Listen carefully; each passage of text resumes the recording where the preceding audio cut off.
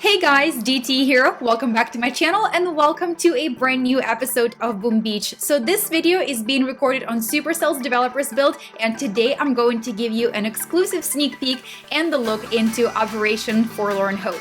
So Forlorn Hope is going to be perhaps one of the most difficult task force operations that both you and your task force are going to be able to test out and try your chances at. So this is the base where you are seeing the brand new fans that everybody is talking about. So what I'm going to do in this video is show you how the fence acts against various troops, because obviously we all know that this is going to be a huge gameplay game changer in how you're doing your smoky hookah attacks. So now let's go ahead and take a look, test drive the fence, the barbed wire fence, and see what it does to basically every single combination of troops and also your favorite critters, the GBE. So over here, I'm going to go in first with heavies and Zookas. Hookah perhaps is one of my personally favorite combinations to use on TFOPs. And so over here, you guys are seeing how heavies are slowly but surely making their way through the barbed wire.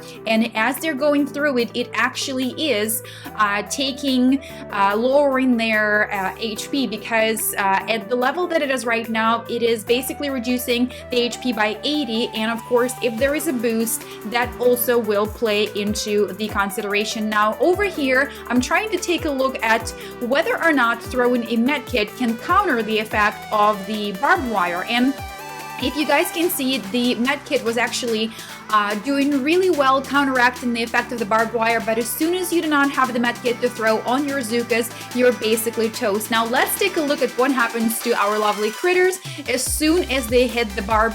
And there you go, guys. They're basically slowly but surely making their way through the barbed wire, but of course it is slowing them down, and it is also basically reducing their HP, and they're not going to last much longer. Now let's go ahead and look at the tanks and Scorchers. So really heavy hits over here, heavy hitters.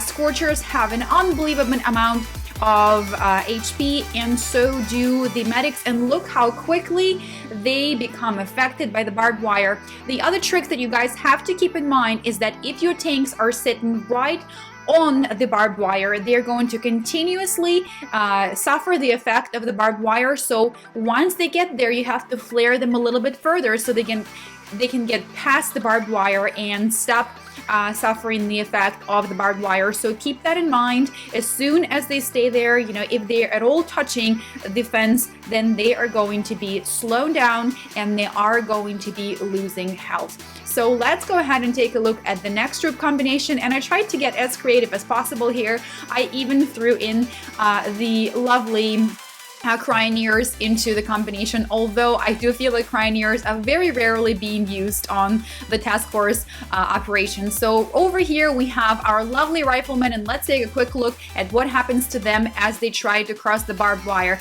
Over here you guys are seeing that they're making their way through really well. Once again, I'm doing a test of whether or not the medkit can counteract the effect of the barbed wire, and it does counteract the effect just a little bit, but unfortunately it is not enough, especially when you are being hit up by all the other defenses. So I don't think that this is going to be something that you will be able to counter very easily. So medkit is probably not going to cut it unless you're doubling up on it. So let's take a look at what happens to Cryoneers. Cryoneers actually are able to make it further into further past the barbed wire than Zookas can, but none of those ladies are going to last very much longer once they get in closer. The Cryoneers are doing a great job slowing down other defenses, so Zookas can help out to take those out, but the Cryoneers here too are being healed up by the medkit as they are crossing through the barbed wire. So just kind of trying to see whether or not it works for various troops. Now, one of the things I'm also going to take a look at, and that's going to be just a few seconds further into the video, is whether or not medics and tanks are going to be a viable combination, and medics are going to be able to effectively counter the effect of the barbed wire because they're continuously healing up the troop. So let's go ahead and take a look at that in just a few moments. So over here, guys, we have our medics and tanks, a really popular combination when it comes to NPC and real player bases. Over here, I'm trying to see whether or not the medic crew can actually assist us and help us to get past the fence. For the purpose of this demonstration, I did not reflare the tank, so they're going through the area where there is not a barbed wire fence. So I'm just trying to see how long will they last with the help of the medics, and unfortunately they're not lasting very long because once again the defenses are very much boosted.